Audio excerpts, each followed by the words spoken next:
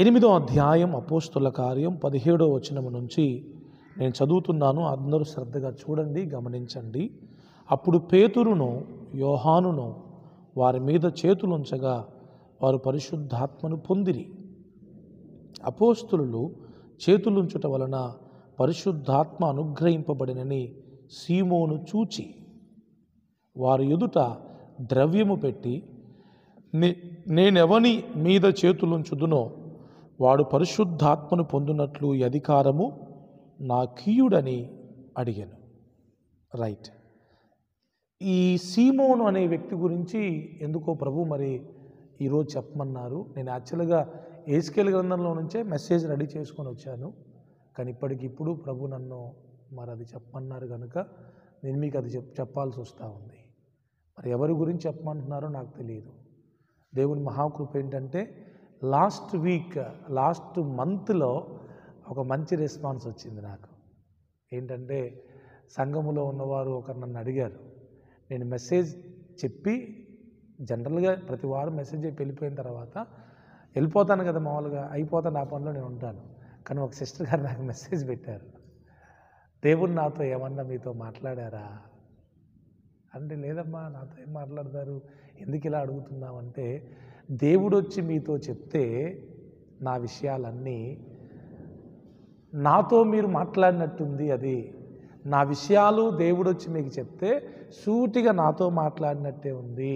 నేను దేవుని వాక్యం చేత తాకబడ్డాను అని నాకు మెసేజ్ వచ్చినప్పుడు నా ఆనందానికి ఇంకా అవి అవధులు లేవన్నమాట. Praise the lord. సో ఈరోజు కూడా ప్రతిరోజు కూడా ప్రభు అలా మాట్లాడాలని నేను కోరుకుంటాను. సో ఈరోజు మరి ఎవరితో దేవుడు మాట్లాడదామని ఈ వాక్యం చెప్పమన్నాడో నాకు తెలియదు, కానీ ఇది అందరి కోసం. రైట్. సీమోను అనే వ్యక్తి యాక్చువల్గా చూడండి, పేతురు పేరు కూడా ఒకప్పుడు ఏంటి, సీమోనే. కానీ ఇక్కడ ఈ వ్యక్తి పేరు కూడా ఏంటి, సీమోను. మీకు ఆయన బ్యాక్గ్రౌండ్ తెలియాలంటే మీరు 9వ వచనంలోకి రావాలి. సీమోను ఒక మనుషుడు, అదే అధ్యాయంలో 9వ వచనంలో ఆయన గురించి ఉంది. సీమోను ఒక మనుషుడు లోగడ పట్టణములో గారడి చేయుచు తానెవడో ఒక గొప్పవాడనని చెప్పుకొనుచు సమరయ జనులను విభ్రాంతి పరుచుచుండెను. ఏంటి ఈయన బ్యాక్గ్రౌండ్ ఏంటి, గారడివాడు. గారడి విద్య అంటే ఏంటి, ఏదో చిన్న చిన్న అద్భుతాలు, ఓం భీం బిస్ అని చిన్న అద్భుతాలు చేసి, ఇక నా దగ్గర పెద్ద శక్తి ఉంది, నేనే పెద్ద, అది నా అంత గొప్ప వాళ్ళు లేరు అని ప్రజలను మభ్యపెట్టడం, ప్రజలను విభ్రాంతి పరచడం. సో ఇంకా చెప్పాలంటే ఏమంటారు వాళ్ళని, మంత్రాలు చేసేవాళ్ళు, లేకపోతే కొన్ని రకాల శక్తులు వారు కలిగి ఉండి దే విల్ డూ సంథింగ్, ఏదో కొంత పవర్ వాళ్ళ దగ్గర ఉంటుంది, కానీ అదే సమస్తం కాదు. వాళ్ళకి అది కూడా ఎవరిస్తారంటే దెయ్యం ఇస్తుంది. ఈ మంత్రగాళ్ళకు కానీ, గారడి వాళ్ళకు కానీ, లేకపోతే చేతబడి చేసే వాళ్ళకు కానీ, ఇప్పుడు ఈ కొంతమంది ఉన్నారు కదా ఈ దొంగ బాబాలు, వీళ్ళు కొన్ని అద్భుతాలు చేస్తారు. ఆ పవర్ కొంత పవర్ వాళ్ళ దగ్గర ఉంటుంది. ఆ పవర్ వాళ్ళకి దెయ్యం ఇస్తుంది, దేవుడు ఇవ్వడు. సో ఆ పవర్ని బట్టి వాళ్ళు ఏం చేస్తారంటే ప్రజల్ని నిజదేవుని వైపు నుండి సత్యం వైపు నుంచి అసత్యం వైపు తిప్పేస్తారు. ఈరోజున చూడండి ఎందుకు ప్రజలు పరిగెడుతున్నారు, జాతకాల కోసం, వాస్తుల కోసం, పంచాంగాల కోసం, చేతబడుల కోసం. ఎందుకు ప్రజలు పరిగెడుతున్నారు అంటే వాళ్ళ దగ్గర కొంత పవర్ ఉంటుంది, అది చూసి ప్రజలు పరిగెడతారు. దుష్టుని క్రియ అది, సాతాను క్రియ. అందుకే యేసు ప్రభు చెప్తూ అంటాడు, రాకడ సమయంలో గుర్తుల్లో ఒక గుర్తు ఏమంటాడంటే, అవసరమైతే ఏర్పరచబడిన వారిని సైతము వారు సూచక క్రియలు చేసి మోసం చేస్తారు. ఎవరిని, ఆర్డినరీ పీపుల్స్నిగా, సాధారణమైన వ్యక్తులను కాదు వాళ్ళు మోసం చేసేది, దేవుని చేత ఏర్పరచబడిన వారిని కూడా వారు మోసం చేయగలుగుతారు. కారణం ఏంటంటే దే హ్యావ్ సమ్ పవర్స్, వాళ్ళ కొన్ని శక్తులు ఉంటాయి. అందుకే మనము దేవుణ్ణి తప్ప ఇంకెవ్వరిని నమ్మొద్దు. మన ముందు ఎన్ని అద్భుతాలు వాళ్ళు చేసినా, బాగా గుర్తుపెట్టుకోండి, మన ముందు ఎన్ని అద్భుతాలు వాళ్ళు చేసినా దెయ్యం చేసిన మన విశ్వాసం దేవుని మీద నుంచి వాళ్ళ మీదకి వెళ్ళిపోకూడదు. మీ ముందు జరుగుతాయి అలా. ఈ ఇయర్లో జరగవచ్చు. మీ దేవుడు ఏం చేస్తాడు, ఇది చూడు అని వాళ్ళ శక్తిని, వాళ్ళ ప్రభావాన్ని మీ ముందు కనపరచవచ్చు, జరుగుతాయి. ఇప్పుడు ఇంతెందుకు, మోషే కర్ర కింద పడేసినప్పుడు పామైందా లేదా ఫరో ఎదుట? ఇది పెద్ద విషయమా అని అక్కడ వాళ్ళు కూడా ఏం చేశారు, వాళ్ళ కర్రలు పడేస్తే వాళ్ళ కర్రలు కూడా పాములు అయిపోయినాయి. అంటే అక్కడ కూడా పవర్ ఉందా లేదా? ఉంది. సో అందుకే నేనేం చెప్తున్నానంటే, ఈ ఇయర్లో సాతాను మిమ్మల్ని అద్భుతాలు చేసో, ఆశ్చర్య కార్యాలు వేరే వాళ్ళ ద్వారా జరిగించో, వీళ్ళ పవర్ ఎక్కువ ఉందేంటి, మా దేవుని పవర్ తక్కువ ఉందేంటి అనేటట్లుగా కూడా చేస్తారు. కానీ మీరేం చేయకూడదు, నమ్మకూడదు. అది ఏం జరిగినా ఒక్కదానికి ఫిక్స్ అయిపోండి.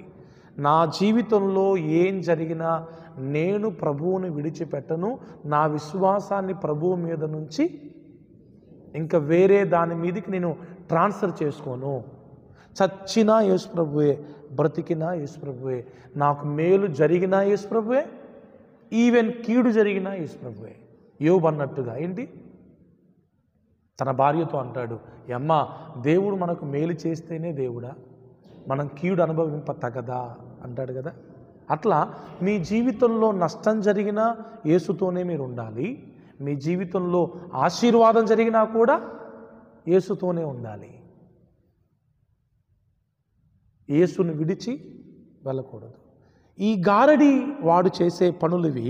ఆ తర్వాత చూడండి, కొద్దివాడు మొదలుకొని గొప్పవాని మట్టుకు అందరూ దేవుని మహాశక్తి అనబడిన వాడు ఇతడే అని చెప్పుకొనుచు అతన్ని లక్ష్య పెట్టిరి.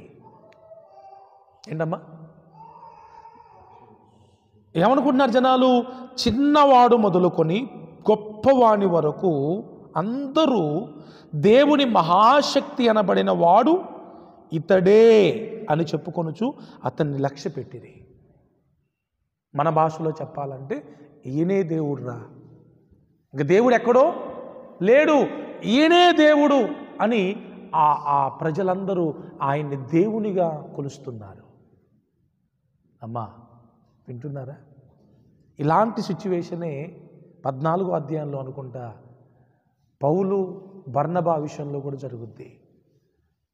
అక్కడ ఒక అద్భుత కార్యం పౌలు చేస్తే, పౌలుకి ఇక పూలదండలు వేయటం, శాలువాలు కప్పడం, ఇదే ద్విపతి అని దేవుని పేరు కూడా పెట్టడం, వాళ్ళకి బలర్పించడం, ఇవన్నీ ప్రయత్నాలు చేయబోతే పౌలు బట్టలు చింపుకొని దండం పెట్టారే, నేను కాదయ్యా దేవుణ్ణి, నేను మీలాంటి మనిషిని అని వాళ్ళని ఆపడానికి చాలా కష్టపడతాడు. ఒక మాట వినండి, అందరూ వినండి.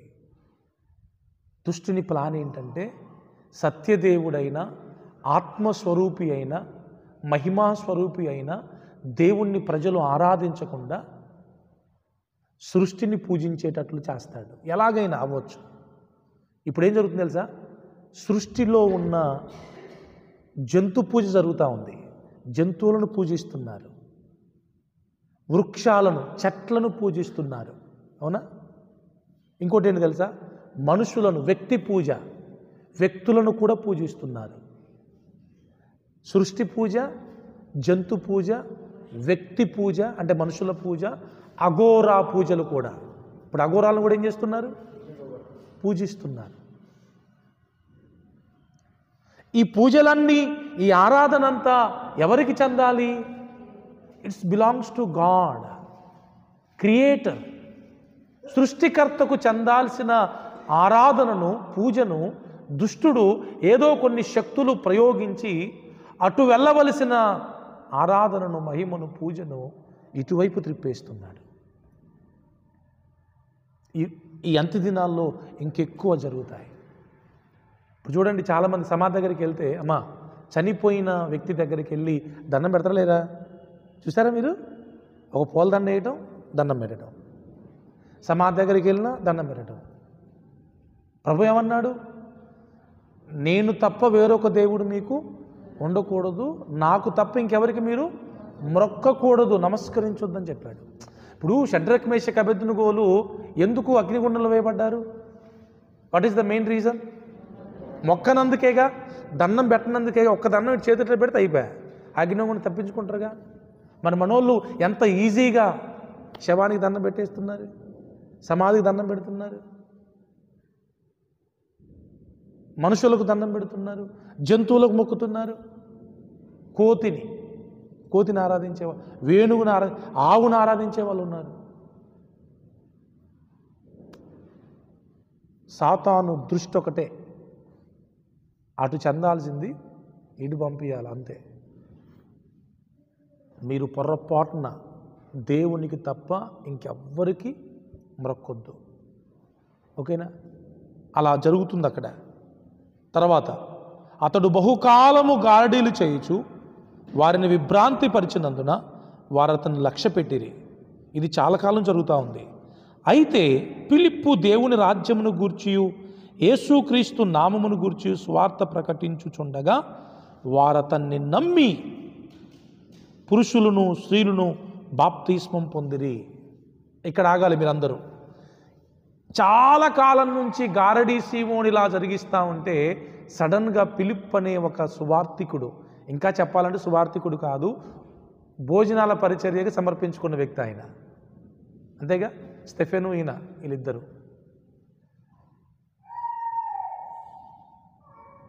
ఒక మాట మీరు చెప్తూ వినండి. మీరు ఏ పరిచర్యకైనా అప్పగించుకుంటే గుర్తుపెట్టుకోండి, చిన్న పరిచర్యకు మీరు అప్పగించుకున్నా దేవుడు మిమ్మల్ని అక్కడి నుంచి మీకు ప్రమోషన్స్ ఇచ్చుకుంటూ వెళ్ళిపోతాడు. ఫస్ట్ ఏం చేయాలి?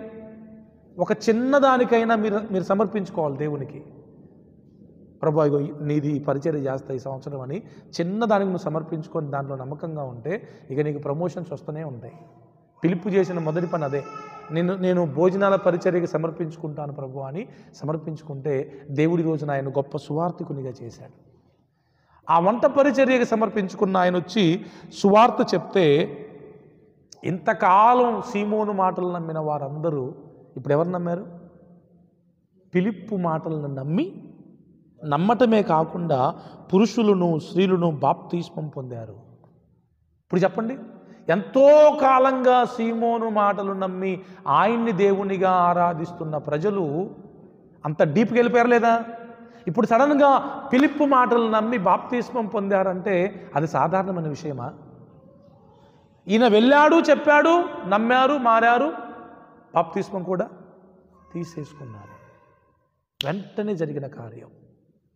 ప్రభు మన పక్షంగా ఉంటే ఎట్లాంటి కార్యమైన దేవుడు ఇమీడియట్గా చేస్తాడు. Praise the Lord. అసలు వాళ్ళ మూఢనమ్మకాలు, వాళ్ళ భక్తి, వాళ్ళ వ్యవహారం మొత్తం ఎక్కడికక్కడికి బ్రేక్ అయిపోయిందంతే. చివరికి జరిగిన సంగతి ఏంటి తెలుసా? చూడండి అక్కడ.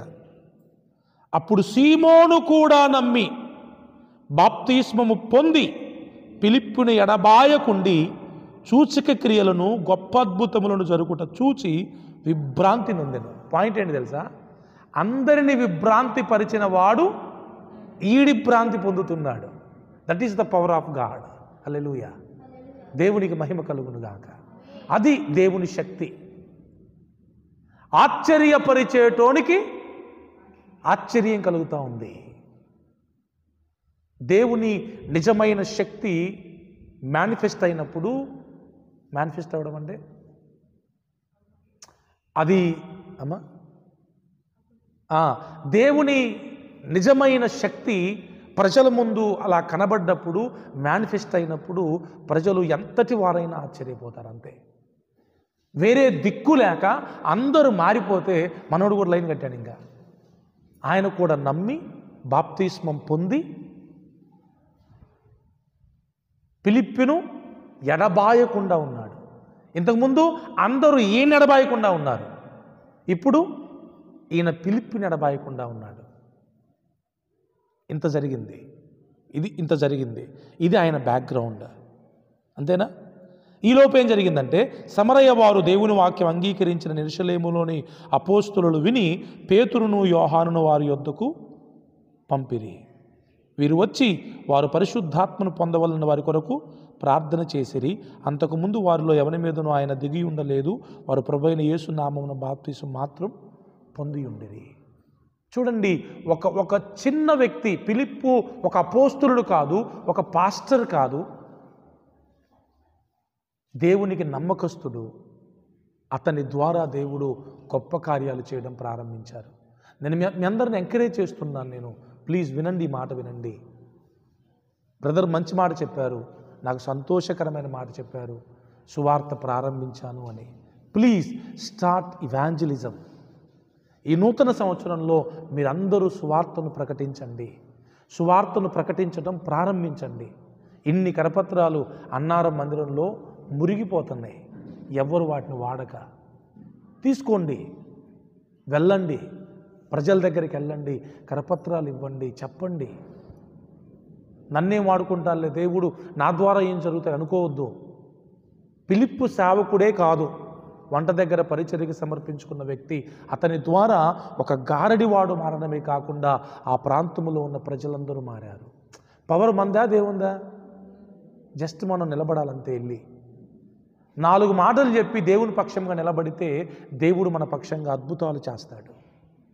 నీ ద్వారా దేవుడు అద్భుతాలు చేస్తాడు, నిన్ను వాడుకుంటాడు దేవుడు. రండి, ముందుకు రండి.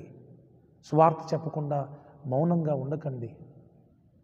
దేవుని కోసం మనం గొంతెత్తాలి, దేవుణ్ణి మనం ప్రకటించాలి. ఆయనే దేవుడని చెప్పాలి. సిగ్గుపడొద్దు. ప్రభు ఏమంటాడు? మీరు ప్రజల ముందు సిగ్గుపడితే నా గురించి నేను తండ్రి ఎదుట సిగ్గుపడతానన్నాడు. ఓకేనా? ప్లీజ్ ఎవ్వరు సువార్త చెప్పకుండా ఉండొద్దు. అందరూ సువార్త ప్రకటించాలి. అవమానాలు రా, నిందలు రాని, కొట్టని, తిట్టని, ఏమన్నామని చేసేయాలంతే. ఫిలిప్పు ద్వారా దేవుడు గొప్ప కార్యం చేశాడు. పాయింట్ ఏంటంటే, పెద్దోళ్ళు తెలుసుకొని ఇక్కడికి వచ్చారు. పేతురు, యోహాన్లు వాళ్ళందరి కోసం చేతుల నుంచి ప్రార్థన చేస్తే పరిశుద్ధాత్మ దేవుడు వాళ్ళందరి మీదకి దిగి వచ్చేశాడు. ఎప్పుడైతే పేతురు, యోహానులు వారి మీద చేతుల నుంచి ప్రార్థించిన వెంటనే పరిశుద్ధాత్మ దేవుడు దిగొచ్చాడో ఈయనకు ఆశ్చర్యం వేసింది. అది చూసి వెంటనే వారి ఎదుట ద్రవ్యం పెట్టి, నేనెవరి మీద చేతులుంచుదునో వాడు పరిశుద్ధాత్మను పొందినట్లు కుక్క కక్కిన కూటికి ఆశపడినట్లు మళ్ళీ పాత బుద్ధి వచ్చింది మనవనికి. ఏంటి? I want to become great అంటే ఇప్పుడు నేను చేతులు పెట్టిన కూడా ఏం చేయాలి? ప్రజలందరూ పరిశుద్ధాత్మను పొందాలి. నాకు ఈ అధికారం కావాలి. I want this power, authority. అది ఎలా పొందుకోవాలనుకుంటున్నాడు? అది ఇక్కడ పాయింట్ ఏంటంటే, ఇదంతా చెప్పడానికి పాయింట్ ఏంటంటే, దేవునికి సంబంధించినది ఏదైనా కూడా, బాగా వినండి ఈ మాట, దీనికోసం ఈ వాక్యం చెప్పమన్నది ప్రభు నన్ను. దేవునికి సంబంధించింది ఏదైనా మనం పొందుకోవాలంటే, యోహాను సువార్తలో ఉంటుంది, ఆయన అనుగ్రహింపకుంటే మనం ఏది పొందుకోలేమంట. ఇది ఫిక్స్. ఇక్కడ ఇంకో పాయింట్ ఏంటంటే, ఏదైనా మనం ఆయన నుంచి పొందుకోవాలంటే కూడా అమ్మా అడ్డదారుల్లో, షార్ట్ కట్స్లో డబ్బులు ఇచ్చి ఇంకా నానా రకాలుగా రికమెండేషన్ చేయించుకొని పొందుకోలేము. పొందుకోగలమా? దేవుని ఆశీర్వాదం కానీ, దేవుని దీవెన కానీ, దేవుడిచ్చే ఆరోగ్యం కానీ, దేవుడిచ్చే ఆత్మవరాలు కానీ, దేవుడిచ్చేది ఏదైనా, what ever it may be, దేవుడు మనకి ఏది ఇవ్వాలన్నా, దేవుని దగ్గర నుంచి మనం ఏది పొందుకోవాలన్నా ఇవన్నీ పనిచేయవు. ఏం పనిచేయవు? నీ డబ్బు పనిచేయదు, రికమెండేషన్ పనిచేయదు, ఇంకేం చెప్పా, షార్ట్ కట్స్ పనిచేయవు, అడ్డదారులేవి పని చేయవు. దేవుడు నీకు ఇవ్వాలి, దేవుడిచ్చేది నువ్వు పొందుకోవాలంటే నీ జిమ్మిక్కిలు, నీ మ్యాజిక్లు, నీ మాయలు, నీ మంత్రాలు, ఇవన్నీ ఏవి దేవుని దగ్గర పనిచేయవు. ఒకవేళ మనుషుల దగ్గర పనిచేస్తాయేమో, కానీ దేవుని దగ్గర అసలు పనిచేయవు. దేవుడు నిన్ను దీవించాలంటే ఖచ్చితంగా దేవుని మాట మనం వినాల్సిందే, దేవుని ఆజ్ఞలు పాటించాల్సిందే, దేవునికి నచ్చినట్లుగా బ్రతకాల్సిందే. అంతే. ఇలా కాకుండా నేను ఎలాగైనా సంపాదించేసుకుంటా, నేను ఎలాగైనా పొందేసుకుంటా, నేను సాధించుకుంటా అంటే అరవతక్క అవుతాయా? అవో. పేతురు అన్న మాటలు చూడండి. అందుకు పేతురు, నీవు ద్రవ్యమిచ్చి దేవుని వరము సంపాదించుకొందునని తలంచుకొనినందున నీ వెండి నీతో కూడా నశించునుగాక. అసలు ఆ తలంపే మంచిది కాదు. డబ్బులు ఇస్తే నాకు దేవుని వరాలు వస్తాయి అనేది ఆ తలంపే మంచిది కాదు. అంటే దేవుణ్ణి కొనేయగలమా డబ్బుతో? మనుషుల్ని కొనగలమేమో, అంతేనమ్మా? మనుషుల్ని మనం డబ్బిచ్చి కొనగలమేమో, డబ్బుతో మేనేజ్ చేయగలమేమో, కానీ దేవుణ్ణి డబ్బుతో మేనేజ్ చేయగలిగిన వాడు ఎవరు లేరు. శ్రీమంతుడు ఆయన. చాలామంది ధనవంతులు అనుకుంటారు, నేను ఇచ్చే డబ్బు వల్ల దేవుడు నన్ను దీవిస్తారులే అని. No, your money is not important, you are very important. నువ్వు దేవునికి ముఖ్యం తప్ప నీ ధనం దేవునికి ముఖ్యం కాదు. తప్పు. డబ్బు ద్వారా గొప్ప వాళ్ళం అయిపోతాం, డబ్బు ద్వారా ఉద్యోగాలు వచ్చేస్తాయి, డబ్బు ద్వారా లేకపోతే ఆరోగ్యం వచ్చింది, డబ్బు ద్వారా ఐశ్వర్యం వచ్చింది. నో. డబ్బు ద్వారా వచ్చేది ఒకవేళ వచ్చినా ఉండదు, అది నీకు దీవెనకరంగా ఉండదు, దాన్ని బట్టి నువ్వు సంతోషించలేవు. నా దగ్గర డబ్బు ఉంది, నేను ఏదైనా చేయగలను. నో. తర్వాత, నీ హృదయము దేవుని ఎదుట సరి అయినది కాదు గనుక ఈ కార్యమందు నీకు పాలు పంపులు లేవు. ఇంకో మాట ఇక్కడ మీకు చెప్పాలి. దేవుని కార్యముల యందు మనకు పాలు పంపులు కలగాలంటే మన హృదయం దేవుని ఎదుట సరిగ్గా ఉండాలి. దేవుడు త్రాసులో మనల్ని చూస్తే బ్యాలెన్స్ అవ్వాలి. ఏది? మన హృదయం సరిగా లేకుండా ఇక నువ్వు ఎన్ని తిప్పలు పడ్డా, ఎన్ని బాధలు పడ్డా, ఎంత ఏం చేసినా నథింగ్. మనం దేవుని మందిరానికి వచ్చేదే మన హృదయాలను సరి చేసుకోవడానికి, అవునంటారా కదంటారా? మన మనసులను సరి చేసుకోవడానికి. అదే సరిగా లేదంటే దైవ సంబంధమైన కార్యాల్లో మనకు దేవుడు అవకాశాన్ని ఇవ్వడు. ఏది పొందుకోలేము, చిల్లి గవ్వ కూడా దేవుని దగ్గర నుంచి పొందుకోలేము. అదే నీ హృదయం దేవుని ఎదుట కనుక సరిగ్గా ఉంటే నీకు డబ్బులు కావాలా, ఆత్మవరాలు కావాలా, ఆత్మ ఫలాలు కావాలా, దీవెనలు కావాలా, ఆశీర్వాదాలు కావాలా, అడగకుండానే దేవుడు ఇచ్చేస్తాడు. హల్లెలూయా. ఏం సరిగా ఉండాలి? హృదయం ఏముండాలమ్మా? బట్టలు మంచిగా ఉన్నాయా? హెయిర్ స్టైల్ బాగుందా? చెప్పులు బాగున్నాయా? మంచిగా నా మొహం బాగుందా? ఈ మనుషుల దగ్గరికి వెళ్ళేటప్పుడు, దేవుని దగ్గరికి వెళ్ళేటప్పుడు, హౌ ఈజ్ మై హార్ట్? నా హృదయం ఎలా ఉంది? సరైన హృదయముతోనే ప్రభు దగ్గరికి వెళ్తున్నామా? హృదయంలో కపటం, ద్వేషం, అసూయ, పగ, పాపం, దుర్నీతి. కింద చూడండి ఇంకా 22. కాబట్టి ఈ నీ చెడుతనము మానుకొని మారు మనసు పొంది ప్రభువును వేడుకొనుము, ఒకవేళ నీ హృదయాలోచన క్షమింపబడవచ్చును. ఎన్ని మాటలు చెప్పాడు? ఫస్ట్ ఏంటంట? ఫస్ట్ నీ హృదయం సరిగా లేదన్నాడు. రెండవది చెడుతనము మానుకో. చెడుతనం మానుకోవాలమ్మా. ఈ ఇయర్లో ఏం చేయాలి? మొదటిది హృదయాన్ని సరి చేసుకోవాలి, రెండవది చెడుతనాన్ని మానాలి. సామెతల్లో ఉంటుంది, దేవుని యందు భయభక్తులు కలిగి ఉన్నట్టు ఏంటి? చెడుతనమును విడిచిపెట్టుటయే. నథింగ్, ఇంకా దానికి మించలేదు. Nothing but చెడుతనమును విడిచిపెట్టుటయే, విసర్జించుటయే. యెహోవా యందు భయభక్తులు కలిగి ఉన్నారు అంటే పర్వతక్క వినాలి, మీరు ఖచ్చితంగా నాకెళ్ళి చూస్తూ వినాలి. ఎక్కడున్నాం మనం? దేవుని యందు భయభక్తులు కలిగి ఉండడం అంటేనే చెడుతనాన్ని విడిచిపెట్టడం, అంతే. చెడుతనాన్ని మానుకోవడం. నువ్వు చెడుతనాన్ని మానుకోవట్లేదు అంటే చెప్పకనే చెప్తున్నావు, నీకు దేవుడు అంటే భయభక్తులు లేవు.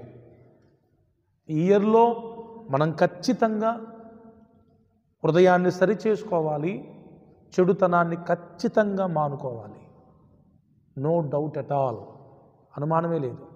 దీన్ని కూడా విడిచిపెట్టాలా అంటే దేన్నైనా చెడు అంటే ఏంటి? చెడే. We have to leave it. మూడవది మారు మనసు పొందాలి. మారు మనసు పొందడం అంటే ఏంటి? నథింగ్ బట్ చెడుతనాన్ని విడిచిపెట్టడం, అంతే కదా. చెడుతనమును విడిచిపెట్టడమే మారు మనసు పొందడం. అప్పుడు ప్రభువుని వేడుకోవాలి. మనం ప్రభువుని వేడుకుంటూనే ఉంటాం, హృదయం సరి చేసుకోం, చెడుతనాన్ని విడిచిపెట్టాం, మారు మనసు పొందాం.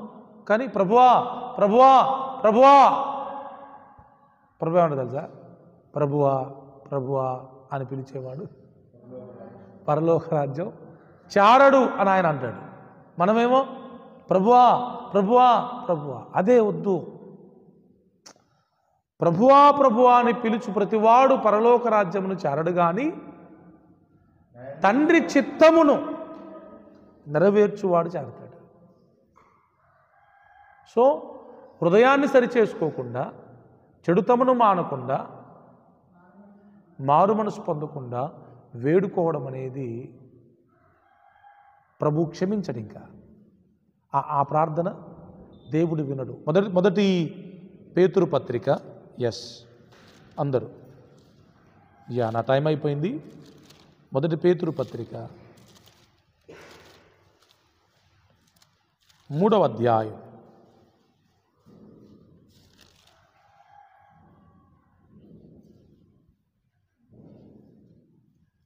9వ వచనము నుంచి, ఎస్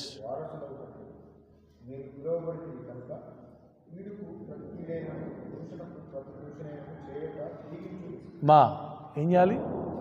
దేవుడు ఎందుకు పిలిచాడు మనల్ని? ఇప్పుడు వారసత్వం కావాలా లేదా? మీకు ఆశీర్వాదపు వారసత్వం మీకు కావాలంటే మీరు చేయాల్సిన పని ఏంటంటే, కీడుకు ప్రతి కీడైనను, దూషణకు ప్రతి దూషణైనను చేయొద్దు. Stop it.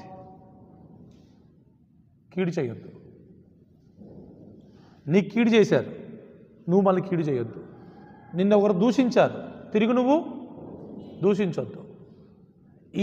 ఈ 2 పనులు మీరు చేయండి, ఆశీర్వాదం మొత్తం మీదే, యాడికి పోదు.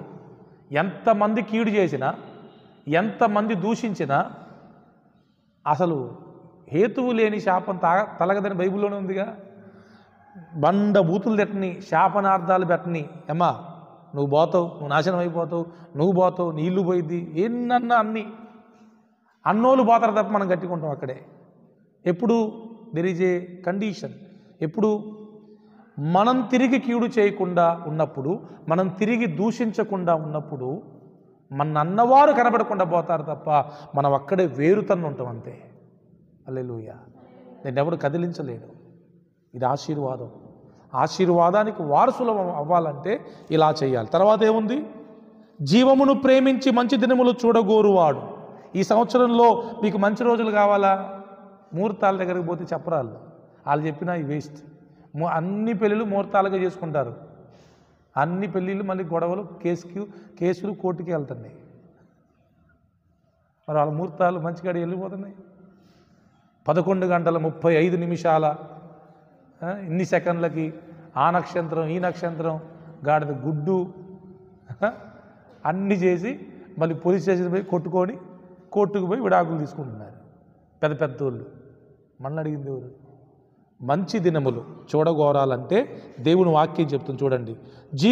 జీవమును ప్రేమించి మంచి దినములు చూడగోరువాడు చెడ్డదాన్ని పలక్కుండా తన నాలుకను, కపటపు మాటలు చెప్పకుండా తన పెదవులను, అది మీ నాలుకను మీ పెదవులను మీరు కాపాడుకుంటే మీకు మంచి రోజులే అన్నీ.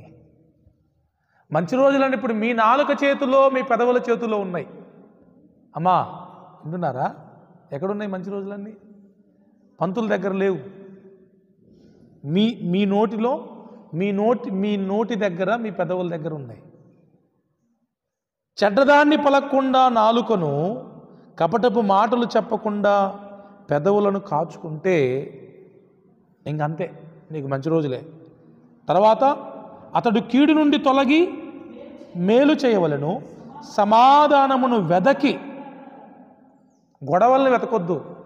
ఏం వెతకాలి మరి? ఇప్పుడు అందరూ ఏం వెతుకుతున్నారు? ఎట్ట గొడవ పెడదాం, ఎట్ట స్టార్ట్ చేద్దాం, ఎట్ట మొదలు పెడదాం. అసలు నాకు అనిపించింది నాకు అనిపించింది ఏంటంటే, ఈ మధ్యలో గొడవలు పెట్టే దురాత్మ, అదొక స్పిరిట్ తెలుసా మీకు? జగడాలు పెట్టే దురాత్మ, గొడవలు పెట్టే దురాత్మ, అదొక దురాత్మ ఎక్కువ పనిచేస్తూ ఉంది మనుషులో. ఎక్కువ మనుషుల్లో ప్రభావితం చేసే ఇప్పుడు స్పిరిట్ ఏంటంటే క్వారల్ స్పిరిట్, గొడవలు పెట్టించే దురాత్మ. భార్యాభర్తల మధ్యలో, అన్నదమ్ముల మధ్యలో, అక్క చెల్లెల మధ్యలో, తోడికోడళ్ళ మధ్యలో, అత్తాకోడళ్ళ మధ్యలో, అన్నాదమ్ముల మధ్యలో, ఫ్రెండ్స్ మధ్యలో, విశ్వాసుల మధ్యలో, సేవకుల మధ్యలో ఏంటి? గొడవలు. కారణం ఎవరు? Spirit of quarrels. Abu spirit of piece లేదు, సమాధానపు ఆత్మ లేదు, అల్లరి ఆత్మ, దెయ్యపాత్మ. అందరిలో ఇదే పని చేస్తుంది. అందుకే దారిన పోయే గొడవలు కూడా ఈయనకే కావాలన్నీ. ఆ పక్కింటోళ్ళు కొట్టుకుంటున్నా ఈయనకే కావాలి అవన్నీ. వాళ్ళ బంధువుల్లో ఎవరో ఇద్దరు మనస్పర్ధలు వచ్చినా ఈయనకే కావాలన్నీ, ఈమెకే కావాలన్నీ. ఎందుకు నీకు అవన్నీ? లేదు అట్టయ్య గారు అట్టట్టు వదిలిపెడతాం అంటే మరి వదిలిపెట్టకు, ఆయన నిన్ను కూడా వదిలిపెట్టవు. మరి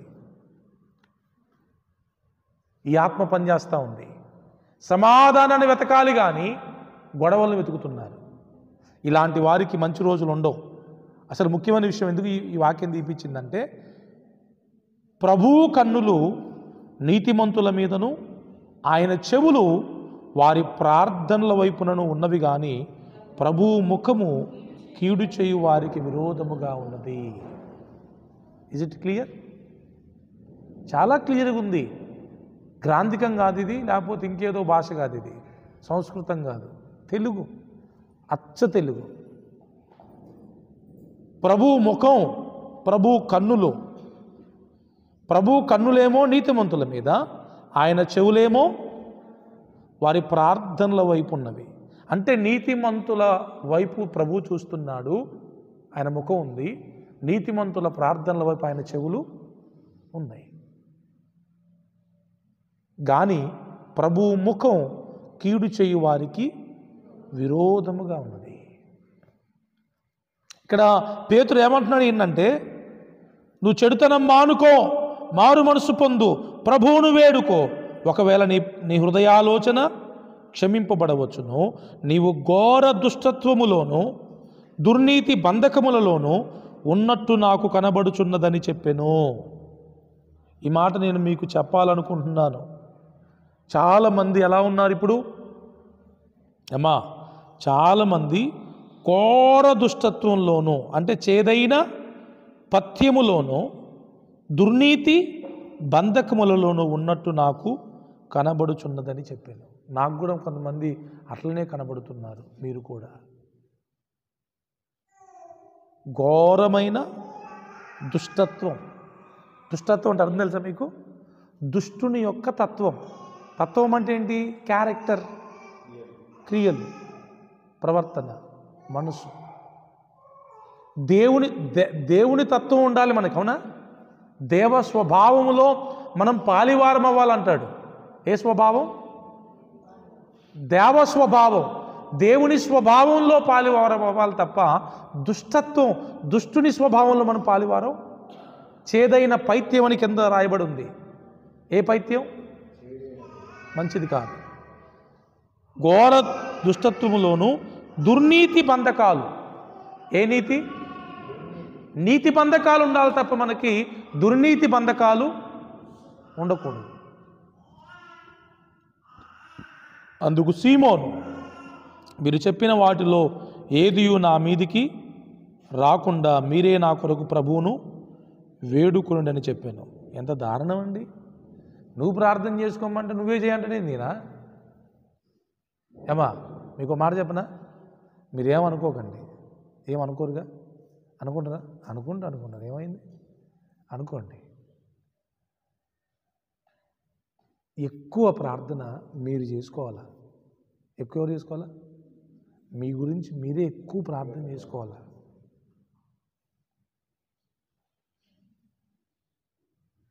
మన కోసం ఇతరులు చేసేది ఎట్లా తక్కువే ఉంటుంది, అవునా? నేను మీకోసం చేసేది మీరు చేసుకున్నంత ఉండదుగా. ఇంకెవరు చేసినా, ఈయన చేసినా మీరు చేసుకున్నంత చేయడుగా. ఎక్కువ ప్రార్థన మీ గురించి మీరే చేసుకోవాలి, మీ కుటుంబం గురించి మీరే చేసుకోవాలి. యోబుకేం పని లేకనా పొద్దున్నే లేచి 10 మంది కోసం ఒక్కొక్కరి కోసం ఒక్కొక్క బలి అర్పించడం అంటే సాధారణమైన విషయం కాదండి. నిత్యం అలాగూ చేసి ఉన్నది అక్కడ. మళ్ళీ అట చేసేట ఆయన పిల్లలే చచ్చిపోయారు. అంత జాగ్రత్తగా పిల్లల కోసం అంత ప్రార్థన చేసే వాళ్ళ పిల్లలు ఏమయ్యారు? చచ్చిపోతే మరి మన పరిస్థితి ఏందమ్మా? మనం ఇంకెంత జాగ్రత్తగా ఉండాలి? గుండెలు బత్తలయ్యేటట్టు ఏడుస్తున్నారు రాత్రి. నాకే బాధ అనిపించింది.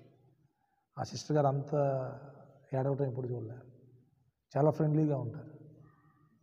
కానీ పాపం ఒక్క కొడుకు 21 ఏండ్లు ఎట్లుంటుందండి? అది తీర్చలేని బాధ అది. కానీ అది ఎవరికి రాకూడదు. కానీ అలా రాకుండా ఉండాలంటే ఖచ్చితంగా మనము మన పిల్లలు దేవుని యందు భయభక్తులు కలిగి ఉండాలి. అంతే.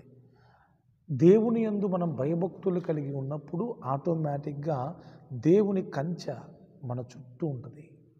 ఇప్పుడు సైతాన్ అన్న మాట మీకు గుర్తుపెట్టారా?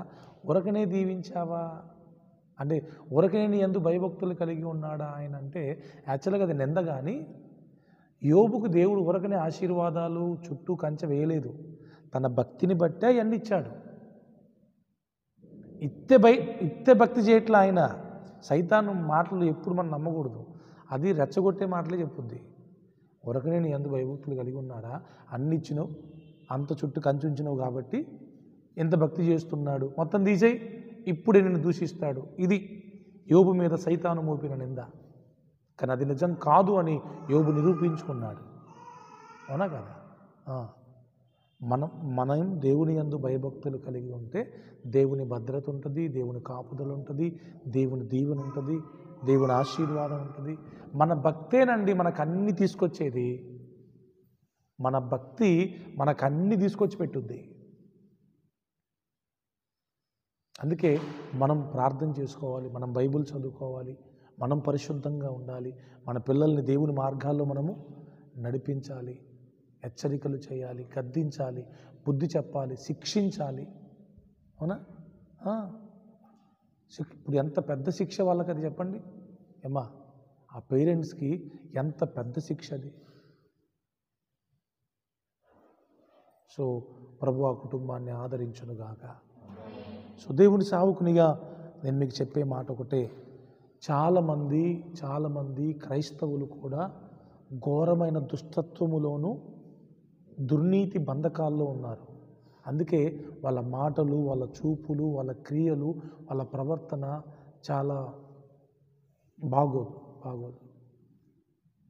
ఇప్పుడు ఈయన విశ్వాసేనా కాదా? అయ్యా సీమోన్ ఎవరమ్మా? నమ్మిండంట, బాప్తిస్మం తీసుకున్నాడంట, ఫిలిప్పును ఎడబాయకుండా ఉన్నాడంట. మరి ఇప్పుడు నేను విశ్వాసే కదా? విశ్వాసేనా కదా? మరి విశ్వాసం వల్ల ఎట్టయింది?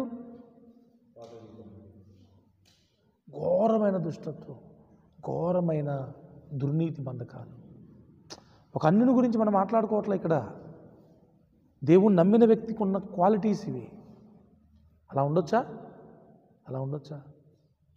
తప్పు కదా. ఆ మాత్రం దానికి ఈయన దేవుణ్ణి నమ్మింది ఎందుకు? ఇంకా చాలామంది మొదట్లో చాలా బాగుంటారు దేవునిలో, అంటే బాప్తిస్మం తీసుకున్న కొత్తలో, దేవుణ్ణి నమ్ముకున్న కొత్తలో, ఆ తర్వాత కొంతకాలానికి వారి జీవితంలోకి విడిచిపెట్టిన మరలా పాత పాపాలన్నీ ఎంటర్ అయిపోయి దుష్టత్వంలోకి, దుర్నీతి బంధకాల్లోకి వెళ్ళిపోయి ఇప్పుడు వాటిలో నుంచి బయటికి రాలేరు. ఇంకా ప్రభు ఈ సంవత్సరం ఖచ్చితంగా ప్రభువు మనల్ని విడిపించాలి, మనందరినీ ప్రభువు విడిపించాలి. ఎందుకంటే ఇది దుష్టుని బంధకాలు కదా, మనల్ని మనం విడిపించుకోలేము. మనము పరిశుద్ధాత్మతో నింపబడి ఉండాలి, దేవుని ఆత్మ వరాలతో నింపబడి ఉండాలి, దేవుని ఆత్మ ఫలముతో నింపబడి ఉండాలి తప్ప ఘోరమైన దుష్టత్వం మనకెందుకు, దుర్నీతి బంధకాలు మనకెందుకు? అలా ఉంటే మనమేమీ దేవుని దగ్గర నుంచి మనం పొందుకోలేం. Praise the lord. సో నా దేవుడు ఈరోజు మనతో మాట్లాడుతున్న మాట ఏంటంటే, మనమందరము సీమోను లాగెవరు ఉండొద్దు, గారడీ సీమోన్ లాగా ఉండొద్దు. ఆయన మారాడు కానీ సరిగ్గా మారలా, మారాడు కానీ సరిగ్గా మారలేదు, మారాడు కానీ మరలా పాత మనసుకి వెళ్ళిపోయాడు, పాత జీవితానికి వెళ్ళిపోయాడు. మళ్ళా అధికారం కావాలని కోరుకుంటున్నాడు, మళ్ళా ఆ గొప్పలు కావాలని కోరుకుంటున్నాడు, మళ్ళా ఆ పేరు ప్రఖ్యాతులు కావాలని కోరుకుంటున్నారు. కొంతమంది చూడండి, ఆ ఐగుప్తునైతే విడిచిపెట్టి వచ్చారు కానీ అరణ్యంలో ఏమంటున్నారు, ఆ కీరకాయలే బాగున్నాయి, ఆ దోసకాయలు మాకు గుర్తొస్తున్నాయి, ఆడికే పోతే బాగుండు, ఎందుకు ఇక్కడ తీసుకొచ్చినావు సమాధులు, ఇక్కడ చంపడానికి తీసుకొచ్చినావా, అక్కడే బాగుంది అంటున్నారు. మనుషులైతే బాగా వినండి పాయింట్, మనుషులైతే ఐగుప్తులో నుంచి వచ్చారు అరణ్యంలో, కానీ మనసులు మాత్రం అక్కడే ఉన్నాయి. వాళ్ళవి పాయింట్ అర్థం కాలే? మనుషులు వచ్చారు అరణ్యంలోకి, ఐగుప్తులో నుంచి అరణ్యంలోకి వచ్చారు, కానీ మనసు మాత్రం అక్కడే ఉంది. అందుకే ఆ ఎర్రగడ్డలు, ఆ ఉల్లిపాయలు, ఆ కీర దోసకాయలు అయ్యే గుర్తొస్తున్నాయి వాళ్ళకి. అక్కడికే పోదామని ప్లాన్ కూడా చేసుకుంటున్నారు. తప్పు. అక్కడి నుంచి వచ్చేయాలి, పూర్తిగా మనం బయటకు వచ్చేయాలి. ఇంకా పాత రోత జీవితాలు ఏవి మన జీవితంలో ఉండకూడదు. అప్పుడు మనము నిజంగా దేవుణ్ణి సంతోషపెట్టే వారముగా ఉంటాం. Praise the lord. హల్లెలూయా. మళ్ళా కుక్క వాంతికి తిరిగినట్టు, అంటే కక్కిన దానికి మరలా ఆశపడ్డట్టు, మనం ఏదైతే విడిచిపెట్టడం కాదు, ఏంటిది విసర్జించడం అంటే ఏంటంటే, మనం ఇప్పుడు 1కి వెళ్ళినా 2కి వెళ్ళినా వాటిని విసర్జించినట్టు, ఇంకా వాటి గురించిన ధ్యాస మనకి ఉండదు. ఇంకా ఎట్లా మర్చిపోతామో ప్రతి పాపాన్ని కూడా అలా విసర్జించేయాలంట, అంతే. ఇంకా వాటి ధ్యాస, వాటి మనసు మనకి ఉండకూడదు. అది నిజమైన భక్తి. మళ్ళీ వెనక్కి తిరిగి చూసే మనసు ఉండొద్దు. అది అట్లా కుక్క చేస్తుందంట, కక్కిన దాన్నే మరలా గతుకుతుంది. అది కుక్క స్వభావం. మనం అలా ఉండకుండా మరి ప్రభు సన్నిధిలో ఈ నూతన సంవత్సరంలో మనము ఖచ్చితంగా దేవుని ఆత్మతో నింపబడాలి, దేవుని అభిషేకం పొందుకోవాలి. మన ద్వారా దేవుడు అద్భుతాలు చేయాలి. అక్కడ పిలుపు ద్వారా ఎలాగైతే దేవుడు విభ్రాంతి నొందించిన వానికి విభ్రాంతి ఎలా కలిగించాడో, మనల్ని బట్టి కూడా ప్రభు నామం అలా కనపరచబడాలి. ఈ సంవత్సరం దేవుని ప్లాన్ అది మీ అందరి పట్ల. మీకు గుడ్ న్యూస్, నిజంగా చెప్తున్నా. ఈ సంవత్సరం కనుక మీరు ప్రభు కొరకు నిలబడితే, ఇంతవరకు మిమ్మల్ని చూసి ఇచ్చి అన్న వాళ్ళు అసలు నోటి మీద వేలేసుకుంటారు. వీళ్ళు వాళ్ళేనా, ఆమెనా, ఈ బ్రదర్ ఆయనేనా అని ఆశ్చర్యపోతారు. ఎందుకంటే మీ ద్వారా దేవుడు జరిగించబోయే కార్యాలు అంత గొప్పగా ఉన్నాయి. వాటి కొరకు ప్రభు మిమ్మల్ని సిద్ధపరుస్తున్నారు. మీరు సిద్ధపడండి. అంతేగాని ఇప్పుడు చూడండి, ఈ సీమోను కనుక పరిపూర్ణంగా మారి నిజమైన మారు మనసు కలిగి ఉంటే, అందరి మీదికి దిగొచ్చిన ఆత్మ ఎనిమిది కూడా దిగొస్తుందిగా. దిగొచ్చిన తర్వాత ఈయన కూడా ఆటోమేటిక్గా కార్యాలు చేస్తారా, చేయడా? లాస్ట్ దాకా వచ్చి మనోడేమయ్యాడు, మళ్ళీ వెనక్కి వెళ్ళిపోయాడు. కొంతమంది జీవితాలు అట్లనే ఉంటాయి. ఆశీర్వాదాలు కాళ్ళ దగ్గరకు వస్తాయి, ప్యాక్కుందంతే పోయాడు పడతాయి, ఇంకా మళ్ళీ రావు. ఇంకా అట్లా చేసుకోకూడదు మనం. ఇయర్ ఆఫ్ బ్లెస్సింగ్, దేవుడు మనల్ని దీవించే సంవత్సరం ఇది. మరి దీవెనలు ఊరకనే రావుగా. హృదయాన్ని సరి చేసుకోవాలి, ఆ చెడుతనాన్ని మానాలి, మారు మనసు పొందాలి. అప్పుడు ప్రభువుని వేడుకోవాలి. అప్పుడు ప్రభు మనకి సహాయం చేస్తారు. ఈ మాటలు ప్రభు మన వినికిడిలో దీవించునుగాక. కలుము